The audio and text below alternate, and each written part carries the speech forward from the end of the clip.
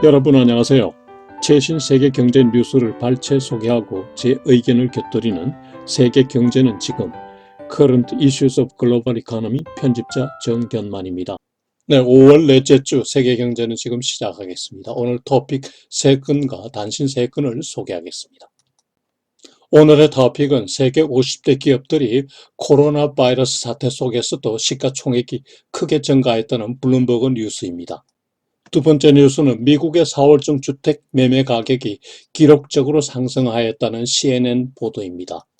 세 번째 뉴스는 영국의 4월중 소매 판매가 9.2%나 급증하였는데 특히 의류 판매가 70% 급증하였다는 소식입니다. 네, 오늘 단신 3건을 올렸는데요. 첫 번째 단신은 5월 23일 현재 코로나 바이러스 발병 백신 접종 현황입니다. 두 번째 단신은 버진 갈랙틱 우주항공사가 89.2km까지 상승하는 우주 비행에 성공하였다는 소식입니다. 세 번째 단신은 다음 주 미국 금융시장 주요 일정 및 이슈가 되겠습니다. 네, 오늘의 토픽 World Dominating Superstar Firms Get Bigger, Take Care and More Chinese. 블룸버그 뉴스 보시죠. 세계 50대 기업들이 코로나 바이러스 사태 속에서 시가총액이 크게 증가한 것으로 나타났습니다. 작년 중에 시가총액이 4조 5천억 불 증가했는데요. 이 시가총액 합계는 전 세계 GDP의 28%에 해당합니다. 50대 기업의 세계 GDP 대비 시가총액 비중 추이를 보면요. 1990년대에 5% 미만이었던 것이 2000년에 22%까지 오르고 2010년에는 세계금융위기 때문에 13%까지 떨어졌다가 작년도 2020년에는 28%까지 치솟았습니다. 그야말로 Big Get Bigger 현상입니다. 50대 기업의 영업이익률이 크게 증가한 것으로 나타났는데요. 중간 이익률 마진을 보면은 1990년대에 6.9%에 불과했으나 2000년에 12.5%, 2010년에는 16.8% 상승한 뒤에 작년도에는 18.2%까지 치솟았습니다.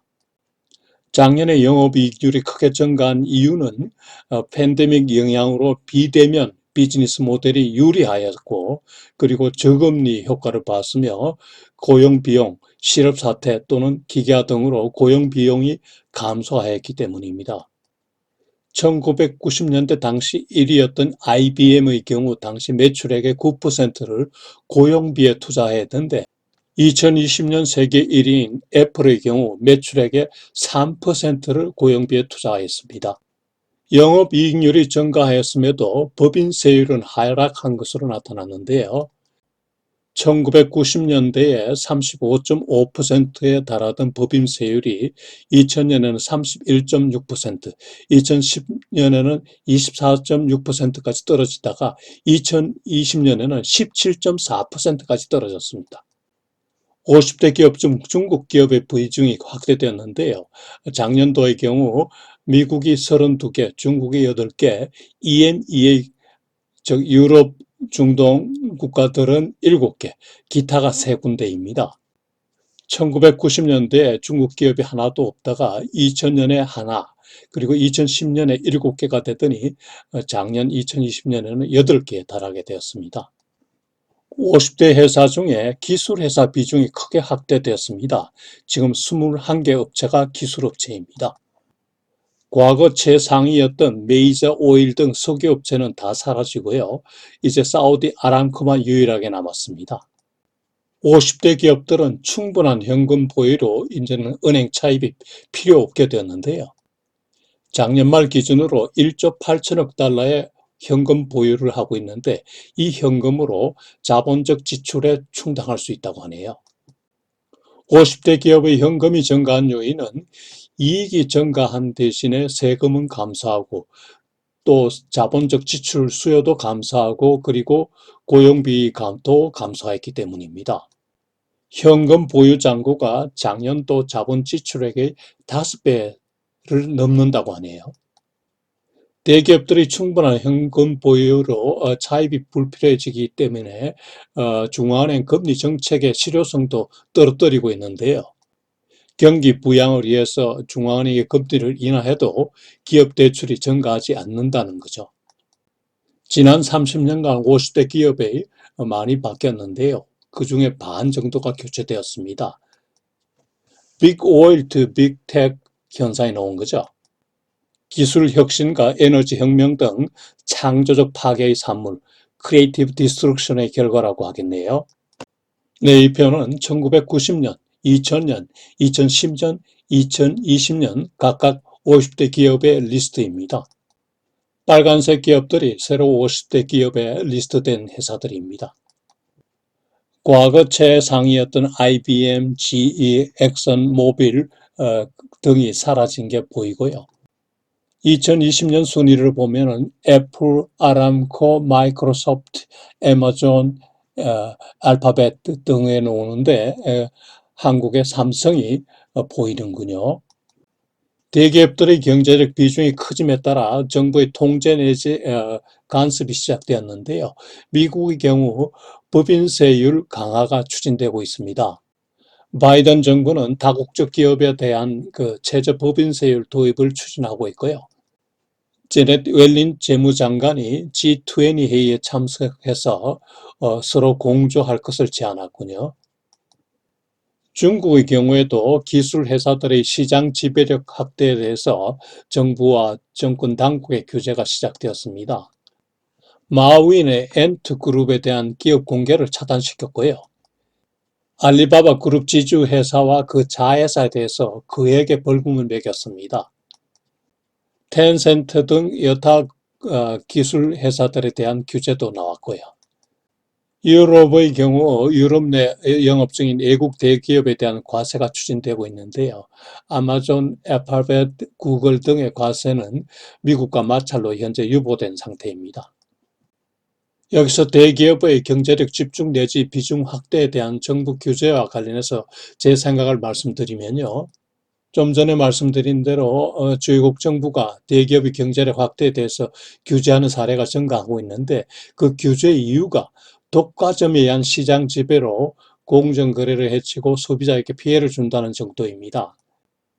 대부분 구체적 설명이 없거나 규제 이유가 애매모호한 표현을 쓰고 있습니다. 규제 방법을 보면 미국, 유럽은 세금 부과를 하는 게 주고요. 중국은 IPO 제한, 벌금, 창구 지도 등입니다. 한국의 경우, 외국 사례에 비추어서 본 한국의 경우를 보면은 규제 이유나 목적이 제가 보기에는 경제적 측면보다 사회 정치적 이유가 다분한 것으로 보입니다. 언론도 일본 용어인 재벌이라고 표현함으로써 일반의 혐오감을 유발한다는 생각이 드네요. 규제 방법도 독점금지법상의 손자 회사를 포함한 투자 및 상호 출자 제한, 여시 및 보증 제한 등 세계 최고 수준의 규제 성문법을 갖고 있다는 생각입니다. 전문 변호사가 아니면 해석하기가 어려운 내용이죠. 이 법을 입법한 국회의원도 제대로 이해할지 궁금하군요. 사회주의 국가도 이 법을 보면 깜짝 놀랄 것으로 생각되고요. 따라서 국민 경제 관점에서 재검토가 필요하다는 생각입니다. 네, 두 번째 뉴스. Home prices just smashed another record. CNN 보도 보시죠. 미국의 4월 중 주택 매매 가격이 기록적으로 상승한 것으로 나왔습니다.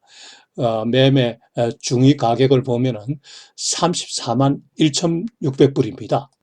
1년 전에 비해서 19% 상승하였습니다. 상승 속도도 최고로 빠른 것으로 나왔고요. 4월 중 매매 주택의 88%가 매물로 나온 지 한 달 이내에 거래가 되었습니다. 매수자 간의 경쟁이 심화됨에 따라서 전액 현금 결제자가 최초 주택 구매자를 구축하는 양상도 나타났습니다. 전체 거래의 25%가 현금 결제를 하였다고 하네요. 작년 15% 비해서 10%포인트 올랐습니다. 매도 주택당 평균 5명의 매수자가 몰렸다고 하네요. 매매 주택 가격은 단기적으로 추가 상승할 것으로 전망하네요. 팔려고 내놓은 집의 수도 작년 대비 21% 감소했다고 합니다. 그러나 올해 1, 4월 중 매매 건수는 전년 동기 대비 20% 증가했습니다. 작년에 팬데믹 사태로 매매가 크게 줄었다가 이제 봉쇄 완화로 매매가 활성화되고 있기 때문이죠. 향후 전망을 보면은 수요 공급의 균형이 수개월 내에 이루어지지 않을 거기 때문에 초과 수요가 지속되기 때문에 연말경에 공급 증가 때까지는 가격이 상승할 것으로 예상하네요. 한편 주택담보대출금리 몰기지 레이트는 상승 추세에 있는데요. 올해 연말까지 3.5%까지 상승할 것으로 전망하는데요. 이는 수요 위축 요인이 될 수 있겠죠. 집값 앙등과 관련해서 제 생각을 말씀드리면요.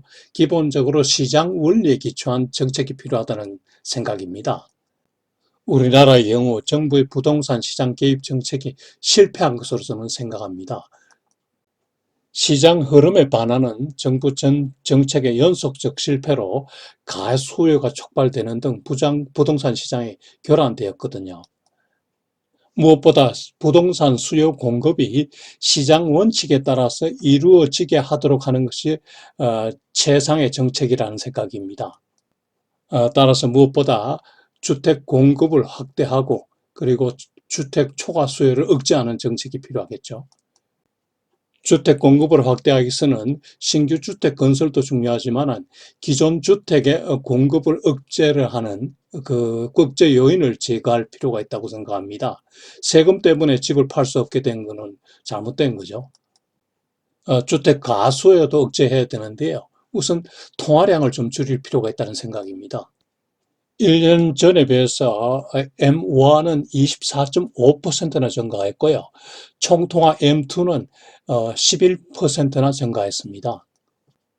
인플레이션 기대가 올라갈 수밖에 없죠.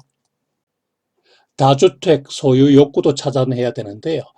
무주택자의 경우 취득세를 감면하고 2주택 이상 취득자는 징벌적 취득세가 필요하고 다주택자에 대한 징벌적 보유세도 필요하다는 생각입니다.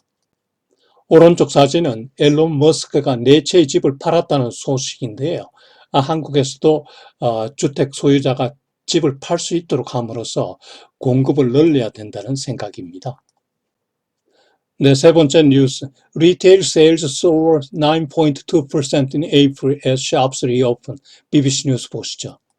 영국의 4월 중 소매 판매가 경제 봉쇄 완화 조치에 힘입어서 9.2%나 급증하였습니다. 특히 의류 매출이 70% 증가했는데요. 출근 예출용, 게다가 날씨까지 좋아졌어요. 5월 중 기업 활동도 20년 내 최고 빠른 속도로 확장되고 있습니다. 억제된 수요, 펜트업 디맨드가 폭발하고 있는 현상이죠.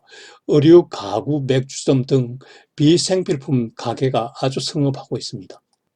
오른쪽 사진을 보면은 상가 거리에 사람이 꽉 차 있죠. 그러나 아직도 문제점은 있는데요. 매장 입장객 수는 팬데믹 이전보다 여전히 40% 감소하였고 소매점 종업원이 53만 명이나 아직 휴가 상태입니다. 향후 소매 판매 전망을 보면은 올해는 호전이 이대로 이어질 거고요. 그 이유는 두고 봐야 된다고 하네요. 정부의 휴가 보상 계획도 9월 말로 종료되기 때문에 이때는 실업률이 올라갈 거고 소비가 위축될 수 있다는 거죠. 한편 부동산 거래 인지세 감면 조치도 9월 말에 끝나기 때문에 이후에 부동산 시장이 침체되면은 가구 등 주거용품 매출은 감소할 우려가 있다고 하네요. 5월 중 경제활동 지수인 PMI, Purchasing Managers Index가 62로 상승하였는데요. 이는 1998년 지수 발표 이래 최고치라고 하네요. PMI 지수 50 이상은 경기 확장 국면을 나타냅니다. 이에 따라 물가 상승 우려도 확산되고 있습니다. 영국 경제가 작년에 팬데믹 사태와 브렉시트 때문에 마이너스 9.9% 역성장하였는데요. 300년의 최악이었죠. 올해는 이를 벗어나서 큰 폭 경제 성장하기를 기원합니다. 네, 오늘 첫 번째 단신 코로나 바이러스 진전 사항 보시죠. 5월 22일 오후 2시 49분 현지 시간요. 세계 확진자 수는 1억 6,577만 2,430명으로 전주 대비 2.6% 증가했습니다. 사망자 수는 전주 대비 2.5% 증가한 343만 7,545명입니다. 백신 접종자 수는 5월 20일 현재 14억 4,824만 2,899명이네요. 전주 대비 7.9% 증가했습니다. 지역별 차이는 있지만 세계 전체 감염자 수는 조금씩 증가세가 둔화되고 있어서 다행입니다. 국가별로 보면은 독일이 스페인을 제출 9위로 부상했는데요. 이게 아마 스페인이 그 백신 접종률이 더 높기 때문인 것으로 보입니다. 네, 두 번째 단신은 버진그룹의 리차드 브랜슨 회장이 이끄는 버진 갤럭틱 우주항공사가 시험 우주 비행에 성공하였다는 소식입니다. 그동안 떠마다가 2년여 만에 비행을 성공한 건데요. 우주여행 가능 다음 단계로 접근할 수 있다고 하네요. 발사에서 도착까지 그 과정을 제가 말씀드리면요. 우선 VSS 유니티 우주선이 VMS 비행기 이브 운반선에 실려서 스페이스포트 아메리카 비행장을 이륙해서 13.4km 상공에 도착했을 때 VSS 유니티가 분리되었습니다. 그리고 이 VSS 유니티 로켓이 엔진이 점화되고 여기서 3회 이상 음속 300까지 가속을 시킨 뒤에 89.2km 상공까지 도착하였습니다. 고도 80km 이상을 우주라고 하기 때문에 우주 비행에 성공한 거죠. 유니티 우주선은 여기에서 천천히 뒤집기를 하였고요. 재차 이제 대기권으로 활강 진입하였습니다. 그리고 발사 장소 활주로에 안착하였죠. 유니티 우주선은 조종사 2명과 함께 승객 6명을 탑승시킬 수 있는데요. 현재 우주 여행권은 600장 정도 예약 판매되었고 가격은 1인당 20만 내지 25만 달러 수준입니다. 시험 비행 성공으로 연방항공청에 정기 우주 운항 허가 조건을 충족할 것으로 기대하네요. 버진 갤럭틱사는 다음 비행에 승객 4명을 탑승시킬 예정이고요. 그 다음 비행에는 브랜슨도 탑승할 계획으로 되어 있습니다. 리차드 브랜슨이 우주선 시험 비행 실패 등으로 그동안 마음고생이 심했는데 이번에 많이 만족하겠군요. 네, 세 번째 단신, 다음 주 미국 금융시장 주요 이슈 및 일정 보시죠. 주요 이슈로는요, 지난주에 중국의 비트코인 규제로 인해서 가격 폭락이 되었죠. 이로써 위험 자산 시장 전반에 악영향을 미쳤죠. 다음 주에는 페드의 주 관심사인 인플레이션 관련해서 개인 소비 지출, 물가 지수 등이 금요일 날 발표되는데요. 여기에서 물가 상승률이 높게 나오면은 시장에 나쁜 영향을 주겠죠. 1분기 기업 실적 발표는 마무리 단계인데요. 다음 주에 코스트코, 엔비디아 등 주요 기업 실적 발표가 기다리고 있습니다. 요일별 일정은 주간 다이어리를 참고하시기 바랍니다. 네, 여러분 오늘 또 세계 경제는 지금을 예청해 주셔서 대단히 감사드리고요. 참고로 버진 갤럭틱사의 우주 비행 관련 동영상을 올렸으니까 즐겁게 눈요기 하시기 바랍니다. 여러분 안녕히 계십시오. 3,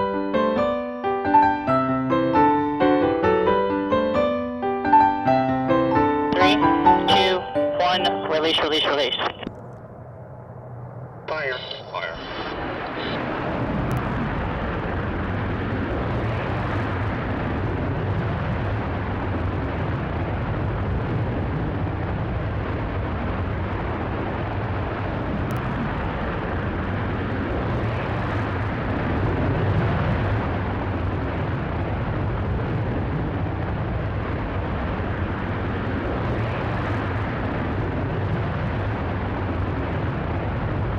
job, CJ Mac. We show test points Alpha and Bravo complete. You're going to space.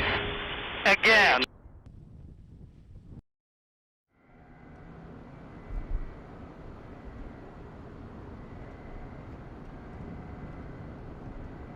Increase in pitch. Wow, look at that view. Gorgeous. Okay, trim is set.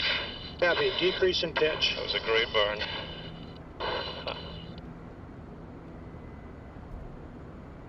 Southeast Feather fully deployed. Point Charlie complete. This is so cool. Yep. There's the Sea of Cortez over there. Baja. I can see the Here we Baja go. Peninsula, Dave. Fantastic. There's Apogee. Silence of space. Yeah. Amazing colors. Resetting entry trim. Copy.